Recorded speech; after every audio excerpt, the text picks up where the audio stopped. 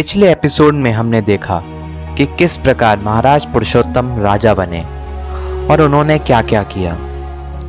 पर अब ये भी जानना जरूरी है कि वो अलेक्जेंडर कौन था जिससे पोरस झेलम के किनारे लड़े।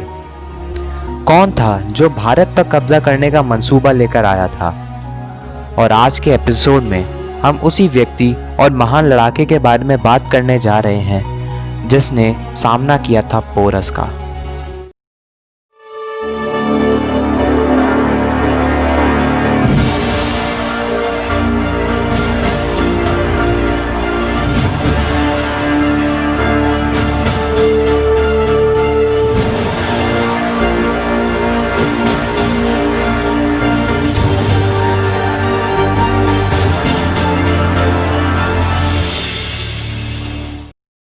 तीन 350 ईसा पूर्व यूनान एक महान और ताकतवर देश था जहां मैसेडोन, स्पार्टा, अथीन्स आदि जैसे महान साम्राज्य हुआ करते थे।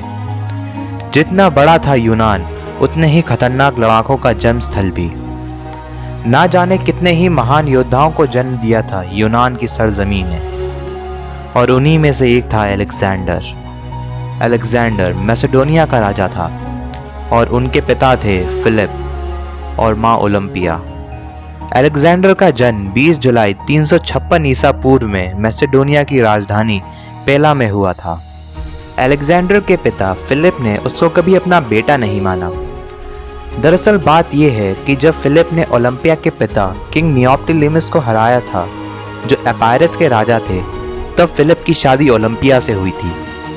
पर ओलंपिया हमेशा से ही फिलिप से नफरत करती थी और उसने कई बार फिलिप को मारने की भी कोशिश करी, पर वो हर बार बच गया।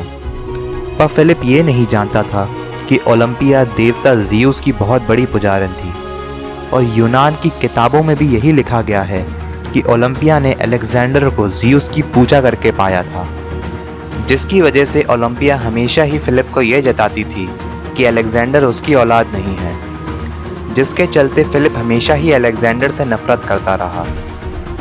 बताया जाता है कि जब अलेक्जेंडर का जन्म हुआ था, उस दिन the temple of Artemis in Ephesus, जो 7 वंडर्स ऑफ द वर्ल्ड में से एक है, उस दिन जल गया था। और यूनान के लोग ये बताते हैं कि ये देवता ज़ीउस का इशारा था कि उनका बेटा जन्म लेने वाला है। अलेक्जेंडर का पालन पोषण शुरुआती सालों में उसकी माँ ओलंपिया और एक नर्स लानिके ने किया था, जिसका भाई क्लीटस द ब्लैक आगे चलकर अलेक्जेंडर की फौज का जनरल बना था। अलेक्जेंडर को जंग की तालीम लियोनाइडस ने दी थी, जो स्पार्टा का वासी था, क्योंकि पूरे ग्रीस में स्पार्टा से ज्यादा खूंखार और बहादुर लड़ाके और कोई नहीं होते थे। अलेक्जेंडर को एक अच्छा लड़ाका तो फिलिप ने बनवा दिया, पर वो चाहता था कि उसे सही नॉलेज मिले, तो उसने पूरे यूनान में सबसे बेहतरीन टीचर ढूंढा। तब उनको एरिस्टोटल मिले। फिलिप ने एरिस्टोटल को टेम्पल ऑफ निम्स एट नीजा दिया अलेक्जेंडर को पढ़ाने के लिए, और ये भी वादा किया कि पढ़ाने के बदले वो एरिस्टोटल का होम टाउन स्टेज एरिया दोबारा बनवा कर देंगे। वो एरिस्टोटल ही थे जिन्होंने अलेक्जेंडर को पहली बार भारत के बारे में बताया था, जिसको सुनकर उसके अंदर भारत और पूरे जहां को पाने का ख्वाब जन्मा था। आप लोग सोच रहे होंगे कि फिलिप तो अलेक्जेंडर से नफरत करता था, तो वो उसके लिए ये सब क्यों कर रहा था। दरअसल शुरुआत में फिलिप अलेक्जेंडर से प्यार करता था, पर जैसे जैसे अलेक्जेंडर बड़ा हुआ और उसका हुनर और उसका सेना नेतृत्व देखकर फिलिप के मन में अलेक्जेंडर के प्रति ईर्ष्या होने लगी थी। फिर समय आगे बढ़ गया और तब तक अलेक्जेंडर एक काबिल सिपाही बन चुका था और बारी थी उसकी पहली जंग की। एक बार राजा फिलिप अपनी सेना के साथ थीब्स गए हुए थे, वहां हो रही बगावत को रोकने, और उस समय थ्रेशियन राजा ने मैसेडोनिया पे हमला कर दिया, और उस समय अलेक्जेंडर ही मौजूद था मैसेडोनिया में, तो वो गया था थ्रेशियंस का जवाब देने। थ्रेशियंस हजारों की संख्या में आए थे हमला करने, और अलेक्जेंडर के पास थे कुछ 100-200 सिपाही। तो अलेक्जेंडर पीछे नहीं हटा, उसने अपनी समझदारी से थ्रेशियन की हजारों की सेना को हरा डाला और थ्रेशियन राजा को जिंदा पकड़ कर ले आया। पर अलेक्जेंडर को अपना नाम बनाना था, तो उसने थ्रेशियन राजा को घोड़े से बांधकर घोड़े को तब तक दौड़ाया जब तक राजा फिलिप वापस नहीं आ गए। और घोड़ा थ्रेशियन राजा की लाश को लेकर तब तक दौड़ता रहा जब तक फिलिप मैसेडोनिया नहीं लौट आए। उसके बाद फिलिप अलेक्जेंडर और उसके सौतेले भाई रेडियस को लेकर अथीन्स और थीब्स के खिलाफ जंग में ले गए और वहां भी अलेक्जेंडर ने पूरी थीब्स और अथीन्स की सेना का विध्वंस कर दिया और साथ ही फिलिप की भी जान बचाई और बैटल ऑफ चेनोनिया अपने नाम किया। पर फिलिप को यह पसंद नहीं आया क्योंकि जंग के बाद अलेक्जेंडर की हर जगह जय जयकार हो रही थी। उसके बाद एक दिन राजा फिलिप ने यह ऐलान किया कि वे थीब्स की क्लियोपैट्रा से शादी कर रहे हैं और जिस औलाद को क्लियोपैट्रा जन्म देगी वही राजा बनेगा। जिस बात से अलेक्जेंडर गुस्से में आ गया और उसने बगावत कर दी और इसके चलते फिलिप ने अलेक्जेंडर को मौत की सजा सुना दी। अलेक्जेंडर समझ चुका था कि फिलिप के क्या मंसूबे हैं, तो वो उस समय तो अपनी माँ और दोस्त एफेस्टियन को लेकर एपायरस चला गया, पर जब वो वापस लौटा तो उसने राजा फिलिप को मरवा डाला। सिर्फ फिलिप को ही नहीं, क्लियोपैट्रा और उसकी बच्ची को भी। फिलिप के जनरल अटैलस, ओसेनियस, फिलिप की तीसरी पत्नी फिलीना और अरेडियस सबको मरवा डाला। उसने किसी को जिंदा नहीं रखा जो उसके खिलाफ बगावत कर सके। उसके बाद अलेक्जेंडर मैसेडोनिया का राजा बन गया। उसने अपनी सेना के 2 जनरल रखे, क्लीटस और एफेस्टियन। उसके बाद अलेक्जेंडर का कहर थीब्स पे बरसा क्योंकि फिलिप की मौत के बाद थीब्स के राजा ने अलेक्जेंडर को अपना राजा मानने से मना कर दिया था। जिस बात से अलेक्जेंडर इतने गुस्से में आ गया कि उसने अपनी फौज के साथ मिलकर थीब्स के राजा समेत पूरे थीब्स शहर को जला डाला और अलेक्जेंडर के इस कदम से पूरे ग्रीस में अलेक्जेंडर के नाम का खौफ बैठ गया और तब से बैटल ऑफ थीब्स जो लड़ा गया था दिसंबर 335 बीसी में, पूरे ग्रीस में मशहूर हो गया अलेक्जेंडर की क्रूरता के लिए। और उसके बाद अलेक्जेंडर ने कदम बढ़ाए दुनिया को अपने कब्जे में लेने के लिए और उसकी शुरुआत करी फारस यानी पर्सिया से। अलेक्जेंडर वो पहला ग्रीस का राजा था जो ग्रीस से बाहर गया था अपनी सल्तनत फैलाने। पर्शिया उस समय दुनिया की सबसे बड़ी सल्तनत थी और वहाँ का शाह था डरायस, जो कुछ समय पहले ही भारत से हार कर आया था। डरायस अभी संभला ही था कि उसको पता चला कि अलेक्जेंडर आ रहा है फारस को अपने कब्जे में करने।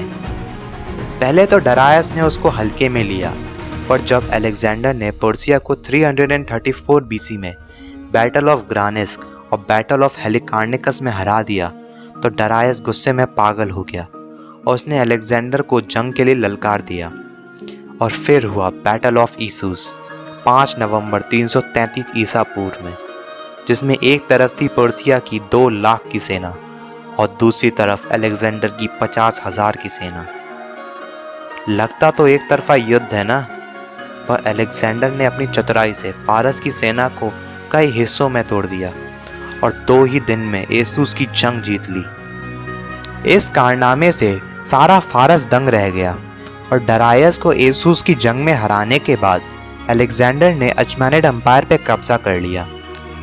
पर डरायस अपनी जान बचाने के लिए एसूस से भाग गया, पर बाद में अलेक्जेंडर ने 331 ईसा पूर्व में बैटल ऑफ गौगेमला में डरायस को मार डाला।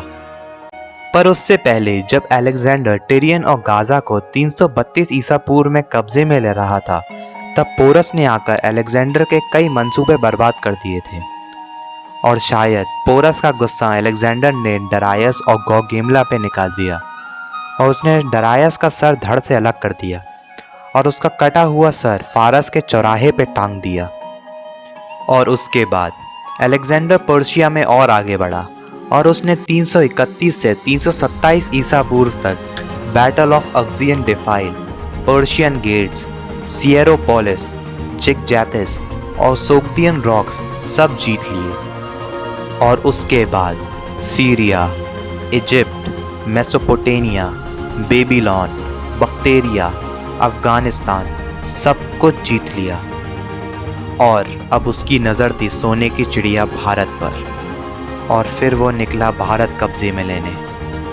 और फिर आया वो दिन, मई 326 ईसा पूर्व, बैटल ऑफ हाइडिस, जहाँ एक तरफ था अलेक्जेंडर जो अपने आप को देवता ज़्यूस का बेटा बोलता था, तो दूसरी तरफ थे महाराज पुरुषोत्तम जो थे झेलम के बेटे और भारत की सबसे बड़ी ढाल। तो क्या हुआ उस युद्ध में, जानने के लिए बने रहें, क्योंकि अगले एपिसोड में आपको पता चलेगा विश्व के सबसे महायुद्ध के बारे में जो लड़ा गया झेलम के किनारे। एक और बात, पिछली वीडियो में मैंने आपको एक बात बताई थी कि ओरेकल पोरस को अलेक्जेंडर के बारे में बताने क्यों आई थी। तो उसका जवाब है कि एक बार अलेक्जेंडर भी गया था इन ओरेकल के पास अपनी किस्मत जानने, और जब इन ओरेकल्स ने अलेक्जेंडर को ये बता दिया कि तुम अपना ख्वाब कभी पूरा नहीं कर पाओगे, क्योंकि पूरब में एक ऐसा योद्धा मौजूद है जो तुमको तुम्हारा ख्वाब कभी पूरा नहीं होने देगा। जिस बात से अलेक्जेंडर ने गुस्से में आकर उस ओरेकल का कत्ल कर दिया था, और ओरेकल्स इसी बात का बदला लेने भारत आई थी।